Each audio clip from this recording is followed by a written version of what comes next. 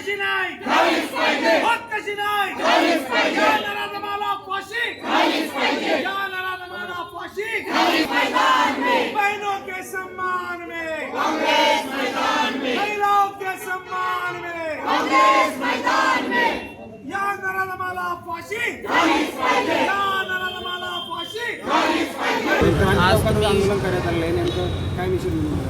सर्वांना माहिती आहे की गेल्या 15 दिवसभरापासून आणि याच्या अगोदरपासून जवळपास देशामध्ये पण आणि महाराष्ट्रामध्ये पण या भाजप सरकारच्या नेतृत्वामध्ये दुःखद बाब आहे की महिलांपासून म्हणजे वयाच्या म्हातारपणापासून तर लहान लेकरापर्यंत या ठिकाणी अत्याचार होतो आहे। बदलापूरची घटना तुम्ही बघितली। बदलापूरमध्ये शाळेमध्ये म्हणजे ज्या शाळेमध्ये CCTV सर्व्हिलन्ससारखे सगळे संरक्षण असतात, सुरक्षता असते, अशा शाळेमध्ये लहान मुलींवर लैंगिक अत्याचार होतात।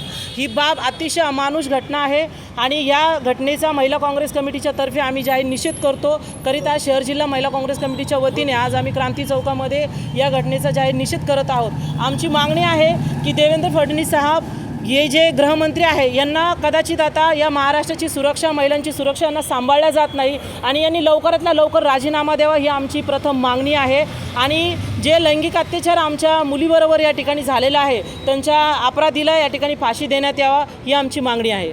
वारंवार अशा घटना घडत आहेत, तर महिलांच्या सुरक्षेसाठी सरकारने कुठली पावलं उचलावी? सरकारला, या महायुती सरकारला, भाजप सरकारला महिलाचं काही पडलेलं नाही। फक्त लाडकी बहीण योजना काढायची, येणाऱ्या विधानसभामध्ये मतदान कसे मिळणार आणि त्या मतदानाच्या जोरावर पुन्हा सत्तेमध्ये कशी येणार, आम्ही पुन्हा येणार म्हणून यांनी फक्त सत्तेचा लोभ यांना लागलेला आहे। महिलाच्या सुरक्षतेची विचारधारा यांच्या मनामध्ये, विचारामध्ये नाही, कारण ही मनुवादी सरकार आहे।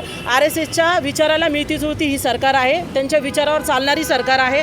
त्यामुळे ही सरकार जी आहे महिलांच्या विचाराची नाही। महिलाच्या सुरक्षतेचा प्रश्न हा प्रचंड मोठा हा देशामध्ये पण आणि महाराष्ट्रामध्ये पण झालेला आहे। यांना अजिबात काळजी नाही। फक्त मतदानासाठी लाडकी बहीण योजना काढून त्यांना पैसे द्यायचे, एकीकडे त्यांच्याच आई बहिणी, त्यांच्याच मुलीवर लैंगिक अत्याचार या महाराष्ट्रामध्ये होत आहेत। अनेक अत्याचार या ठिकाणी होत आहेत। तुम्ही बघताय गेल्या दीड वर्षापासून भयानक वातावरण या देशामध्ये पांगलेलं आहे। मणिपूरची घटना असेल, नग्न अवस्थेमध्ये आमच्या महिला भगिनींना फिरवण्यात आलं, त्या घटनेनंतर तुम्ही डॉक्टरची घटना बघितली। कलकत्तामध्ये ट्रेनी डॉक्टर, त्या हॉस्पिटलमध्ये सगळ्या सुविधा असताना म्हणजे CCTV सर्व्हिलन्स असायलाच पाहिजे आणि ह्या सगळ्या गोष्टी असताना आज मध्यरात्री त्या डॉक्टरवर आज या पद्धतीनं तिची क्रूर हत्या, बलात्कार करून केल्या जाते। त्यानंतर आता बदलापूरसारख्या शहरामध्ये या ठिकाणी लहान मुलींवर शाळेमध्ये लैंगिक अत्याचार होतो। ही महिलांसाठी महाराष्ट्रामध्येच नव्हे तर देशभरामध्ये या भारत देशातल्या महिलांसाठी अपमानास्पद बाब आहे। आणि अनेक महिला आता म्हणतात की आम्हाला लाडकी बहीण योजना नको, आमच्याकडनं उलट 2000 घ्या पण आम्हाला सुरक्षा द्या, ही महिलांची माग आहे।